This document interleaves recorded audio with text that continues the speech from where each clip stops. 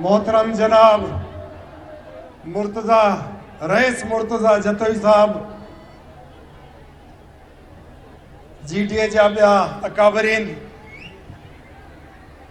रोज़ेदड़ी जी जमायत,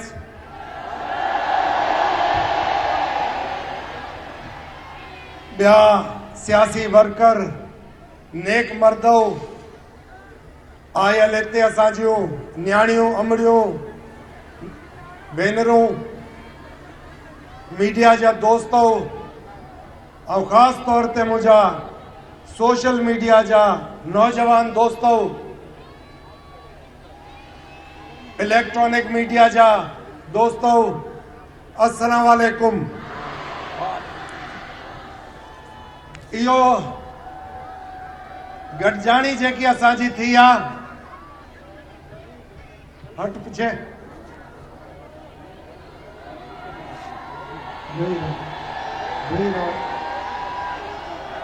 इहा जेकी गॾजाणी असांजी थी आहे मोरे में, इहा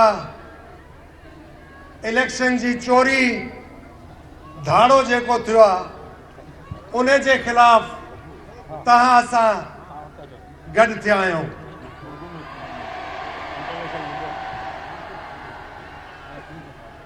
ये जो इलेक्शन 8 फरवरी को हुआ है, उसमें जो आप लोगों के कीमती वोट चोरी हुए, डाका पड़ा है आप लोगों के अनमोल वोट के ऊपर, हम सब उसके लिए आज इधर जमा हुए और अपना इजहार कर रहे हैं कि हम लोगों का एक ही मुतालबा है कि जो हमारा कीमती वोट है उसको रायगा हम नहीं जाने देंगे।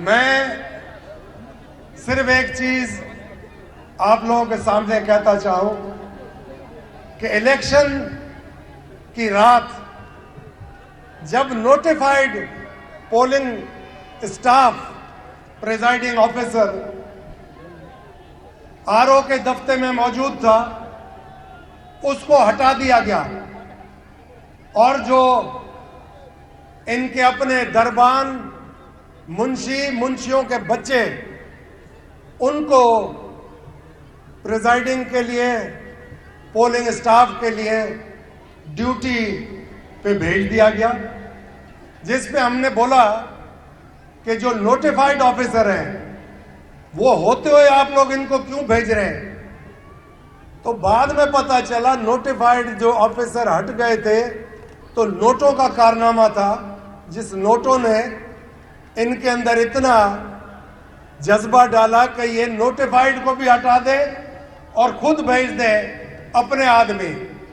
तो ये मेरा गुजारिश होगी, इलेक्शन हुआ है सुप्रीम कोर्ट के हुक्म पर, चीफ इलेक्शन कमिश्नर साहब ने इसको करवाया है और डीआरओ, आरओ और एआरओ सब कमिश्नर, असिस्टेंट कमिश्नर मुख्तियार का टाइप इन्होंने रखे। अब पिछले 15 साल से पटवारी से लेकर चीफ सेक्रेटरी तक, एएसआई से लेकर आईजी तक, सब तो इनके मुलाजमत करते रहे। मुझे आप बताओ, आपके घर में या आपकी दुकान में या आपके स्टोर पे कोई अगर 15 साल मुलाजमत करता हो, उसके बच्चे भी मैट्रिक पास हो चुके हो, तो वो आपसे वफा करेगा या आपके पड़ोसी से वफा करेगा? लाजमी आपसे करेगा या नोटों से करेगा, क्योंकि गुर्बत बहुत बढ़ गई है। मगर ये छोटे लोग नहीं, बड़े बड़े लोग भी नोटों से मोहब्बत करते हैं। तो लिहाजा 5000 की करेंसी के नोट मार्केट में है ही नहीं, सिर्फ इन लोगों के पास है। तो ये सब नैब का जो इदारा है, क्या वो सोया हुआ है? इनके ऊपर जो इतने केसेस हैं, जिन केसेस से ये साफ सुथरे होकर इलेक्शन लड़ पड़े, क्या ये लड़ सकते थे? तो ये सब चीजें बहस में आने की हैं, इस पे बहस जरूर होगा। मैं ये कहूंगा कि हम लोगों को एक high powered committee supreme court की का मुतालबा हम करते हैं, और ये मुतालबा हमारा पहले भी था, हम दोबारा करते हैं कि वो इधर खड़ी हो। हम लोगों के जो ये लोग एहतजाज कर रहे हैं, इनका आके हालात देखें, इनसे सुने, इंटरव्यू लें कि इन्होंने वोट किसको दिया था और वो नोट किसका चला। ये सब आपको, अगर आप आएंगे जमीन पे आके लोगों से इंटरव्यू लेंगे, आप लोगों को जवाब मिलेंगे। हर आदमी परेशान है, हर आदमी रंजीदा है। सब आदमी ये कह रहे हैं कि हमने वोट इसको दिया ही नहीं था, ये जीता कैसे। तो ये था नोट का कमाल। अब आपको मैं बताऊं कि कोई भी जीता हुआ उम्मीदवार या उनके वर्कर आपको कहीं पे भी नजर नहीं आएंगे। इनके पहले होते थे, बाकायदा जुलूस निकलते थे, दोहल और शरनाइयां होती थी, और वो म्यूजिक पुराना वाला बिजा तीर तीरा वो सब चलता था, और लोग रिस्पॉन्ड करते थे, जवाब देते थे। आज ना ये रस्तों पे निकल रहे, ना अवाम इनको देख के सलाम कर रही है, क्योंकि ये डाका मार गए अवाम के वोटों पे। मैं ये कहूंगा कि एक मेगा कमेटी बननी चाहिए, क्योंकि ये मेगा रिगिंग का केस है। तो इस पे तवज्जो से जो आलेकार हैं, जो करते धरते हैं, जो सूझबूझ रखते हैं, जो मुहिब्बे वतन हैं, जो अपने आप को कहते हैं हम वारिस हैं, वो अब फैसला करें कि अवाम क्या लावारिस है। क्या आप इस अवाम के वारिस नहीं हो?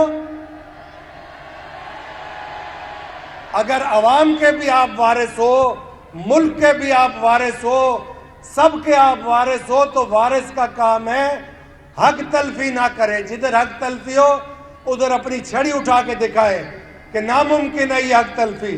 मेरे लिए पाकिस्तान के चारों सूबे बराबर हैं। किसी सूबे को एहसास महरूमी का शिकार आप उम्मीदें नहीं बनाएंगे।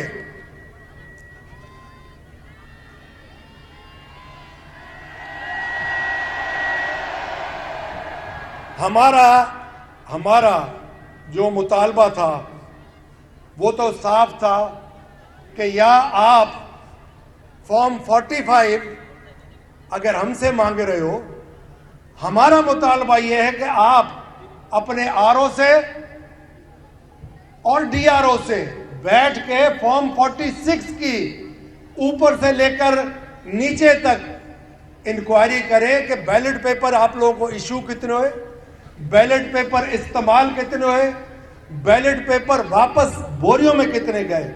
अगर आप उसको ऑडिट करोगे तो दूध का दूध पानी का पानी हो जाएगा। पता चल जाएगा कि यह चोरी हुआ है अवाम का मैंडेट कि नहीं चोरी हुआ।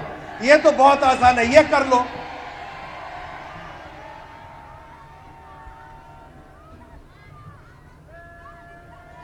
हम एक और आप सब दोस्तों को गुजारिश करते हैं कि देखें, एक कल भी इन्होंने आवाज टीवी पे खबर चलाई जो कि गुमराह करने के लिए खबर थी।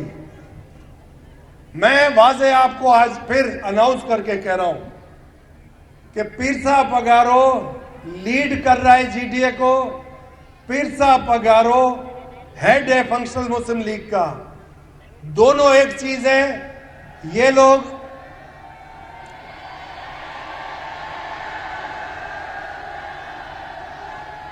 लोग गुमराह करने के लिए गलत खबरें चलाते हैं, गलत टिकर चलाते हैं, सोशल मीडिया में भी गलत चलाते हैं खबर।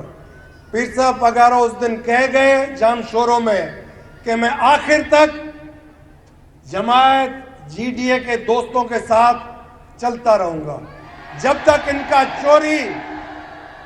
इनका चोरी हुआ मैंडेट, इनका वोट वापस नहीं लेते। हम रोडों पे, रस्तों पे एहतजाज आइन के अंदर रहते हुए करने का हक रखते हैं। अगर मैं पूछता हूं इधर इधर अभी हम लोगों के बीच में अगर जेब कतरा पकड़ा जाए, उसके साथ आप क्या सलूक करोगे?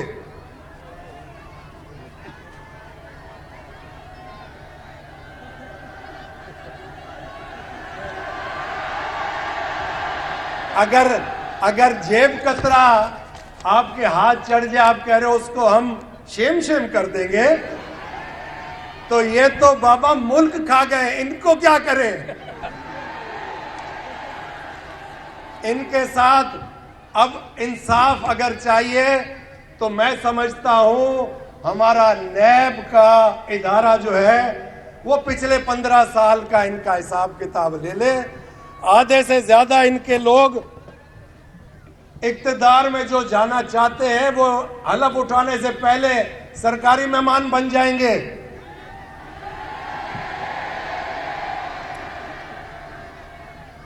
हम लोगों की एक ही ख्वाहिश है, और वो ख्वाहिश आप सबको पता है कि सिंध के अंदर, पाकिस्तान के अंदर अगर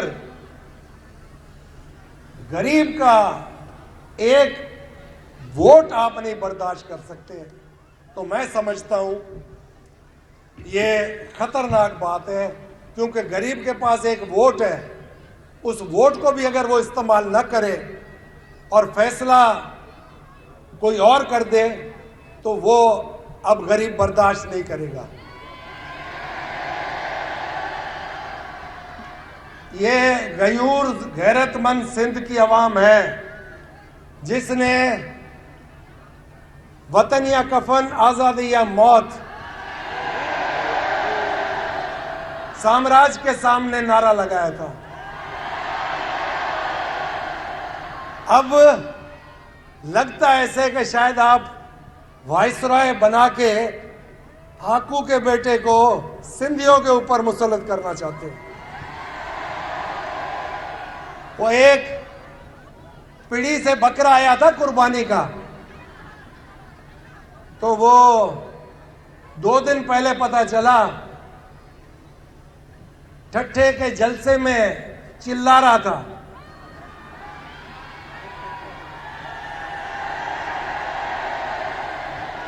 तो मैंने कहा जहन में कि अभी बालिग नहीं है, चिल्लाने दो, जब बालिग होगा तो उसको पता चलेगा सूरे की औलाद क्या है, पीर पगारो क्या है।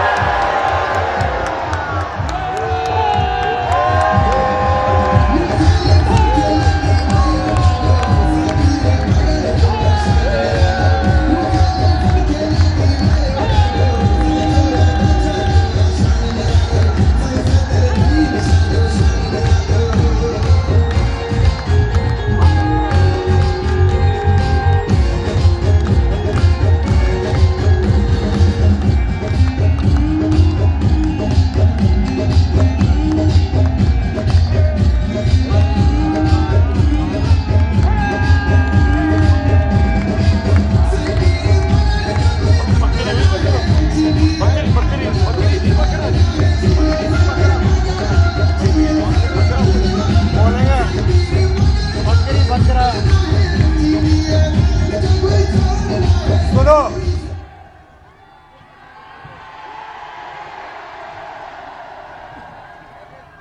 एक और चंद साल पहले हैदराबाद में गाड़ियों की दलाली करता था, वो भी बोलने लग गया बहुत ज्यादा। अब उसकी ये लेवल आ गई है कि वो सिंध के लिए मुस्तकबिल के भी फैसले करने के लिए तैयार हो रहा है, शेरवानी सिरा रहा है। मगर सिंध की बदकिस्मती होगी कि अगर सिंध के वजीर आला गिरे हुए ख्यालात से बचपन से अब तक भरे हुए हो और वो सिंध की आवाम की खिदमत कर सके, तो मैं नहीं समझता कि अब पाकिस्तान के सिंध सूबे में कोई सिंध के अंदर चीफ मिनिस्टर दलाल बने। तो उससे दलाल से तो परहेज किया जाए। गाड़ियों की दलाली या प्लॉटों की दलाली, बात तो दलाली हुआ ना भाई। तो काफी चीजें ऐसी हैं जो अब खुलती चली जाएंगी, क्योंकि इस ऑपरेशन का सही जो काम हुआ है वो सुबह को हुआ है कि इन्होंने बैलेट पेपर सुबह निकाले, वो था इनका नाश्ता, और रात को इन्होंने वही बैलेट पेपर ठप्पे लगा के वापस डाले, वो इनका था डिनर। तो इसका कोड वर्ड था 10 मिनट्स ब्रेकफास्ट, 2 आवर्स डिनर। तो ये आप अवाम के वोट सुबह नाश्ते में इन्होंने सोचा बैलेट पेपर निकाल के कि कैसे चलाया जाए, रात को इन्होंने ठप्पे लगा के वापस डाल दिया। मगर मेरा ईमान है कि अगर ईमानदारी से इसके ऊपर इंक्वायरी होती है तो इसके अंदर कोड आते हैं बीच में, हर बुक के बाद उसके अंदर फॉर्म 46 के अंदर सारा वाजे होता है कि इस सीरीज से लेकर इस सीरीज तक ये चला, दूसरी का फिर सीरीज में चलता है, बीच में जाके एक स्टैंप लगता है, फिर वापस चलता है। तो ये चीज ऐसी नहीं है कि ना हो, आगे सामने आ जाएगी सब कुछ, बशर्ते अल्लाह ताला जो इस वक्त कर सकते हैं फैसला और करवा सकते हैं फैसला, उनको ईमान की ताकत दे।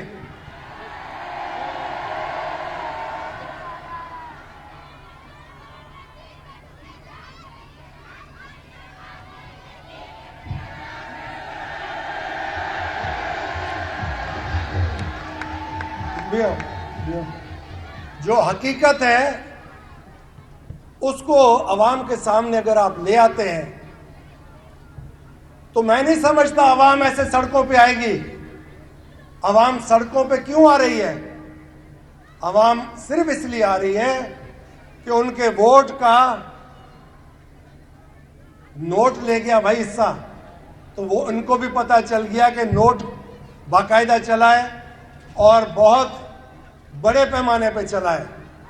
तो हमारी कोशिश है आप सबकी नेक नियति देख के, आपका ईमान का जज्बा देख के, आगे हम लोग जब चीज़ों को लेके चलेंगे आप लोगों की बेहतरी के लिए, अल्लाह ताला हम लोगों को हिम्मत दे, जज्बा दे, आप सबकी खिदमत भी कर सके। और आप सबको एक और मैं कहता चलूं बात कि हम लोगों के इधर जितने भी दोस्त हैं वो एक दूसरे के साथ बगैर मतलब के हाथ में हाथ देके आप लोगों की आवाज़ बनने के लिए 23 तारीख को कराची में 4 बजे और 3 बजे 4 के बीच में मीटिंग है। उसके बाद मजीद प्लान बनेगा और वो प्लान आप लोगों के लुटे हुए वोट को वापस लाने के लिए प्लान बनेगा।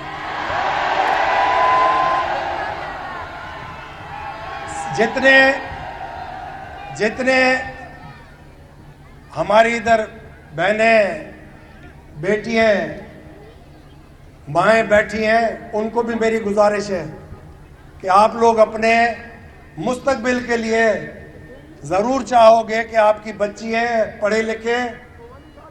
पढ़ी लिखी होंगी तो कुछ कर सकेंगी, और उसके बाद पढ़ी लिखी होने से ये बेहतर होगा कि आप लोग आगे अपनी औलाद, जब उनकी शादी होगी तो औलाद को भी घर में पढ़ा के उनका मुस्तकबिल भी बेहतर कर सकते हैं। मगर शर्त यह है कि ना इधर रोड है, जो बने हुए थे वो बर्बाद हो गए, MNR के पैसे गए, ना स्कूल है उसके MNR के पैसे भी गए, न दवाइयाँ हैं न अस्पताल है, ना ही कोई ऐसा निज़ाम है जिसके अंदर आप लोग महफूज समझ के अपना आगे का कोई कारोबार सोचे। तो हर तरफ ऐसा निज़ाम बन गया है कि एक खौफ की फिजा है। और अल्लाह करे खैर, हम चाहते हैं कि आप लोगों के लिए पाकिस्तान में अमन ही अमन हो, हर सूबा आपको वेलकम करे, आपके पास तालीम इतनी हो और इस मुल्क के बाहर भी आप जा सकें तालीम याफ्ता होके, इस मुल्क की भी खिदमत कर सकें। तो मेहरबानी करके आप अपनी बच्चियों को ज़रूर पढ़ाएं। जितना पढ़ेंगी उसका मुस्तकबिल बच्ची का भी होगा, बच्ची के आगे शादी के बाद आगे ज़िंदगी में भी बेहतर होगा। तो आप सब दोस्तों को इतना मैं कहता चलूं कि हम आप एक मुट्ठी हैं। बाकी हमारे इत्तेहादी जमात JUI कराची में जमात इस्लामी के थे, हाफिज नईम उनको अनाता नहीं आ सके, लतीफ़ पलीजो साहब हमारे, अयाज लतीफ़ हमारे, लियाकत जतोई साहब, मुर्तज़ा खान और हमारे जो इत्तेहादी हैं, उन सब को आप देख लें। ये सब जद्दोजहद में आपके साथ शाना बशाना खड़े होंगे और ईमान है मेरा कि इनमें से एक भी पीछे नहीं हटेगा जब तक आप पीछे नहीं हटोगे। जब तक आप साथ दोगे, जब तक आप बुलाओगे, हम आपके पास हाजिर होते रहेंगे। आपके जायज़ बुनियादी हकों का तहफ़्फ़ुज़, जायज़ बुनियादी हकूक़ आपके दरवाजे पे, ये सब हमारा मंशूर है। मगर ठट्ठे में मंशूर किसी ने नहीं सुनाया। मैं तो हैरान था, शायद अभी बोलेगा हमारा मंशूर है रोटी का प्रमक्का। ना गरीब के पास रोटी बची, ना कपड़ा बचा, ना मकान बचा। उसने मंशूर नहीं सुनाया, उसने पीर पगारो साहब पे बात की, मौलाना फजलुर रहमान पे बात की, सदरुद्दीन शाह पे बात की। मगर सदरुद्दीन शाह यही बोलेगा, तेरा बेटा मंशूर भूल गया तू, तेरा मंशूर तुझे याद क्यों नहीं है जो तूने कहा था रोटी कपड़ा और मकान, ऊपर से कहा था मरसू मरसू सिंध देसू, सिंध तो पड़ेगा भी फुरिंदा से पुट।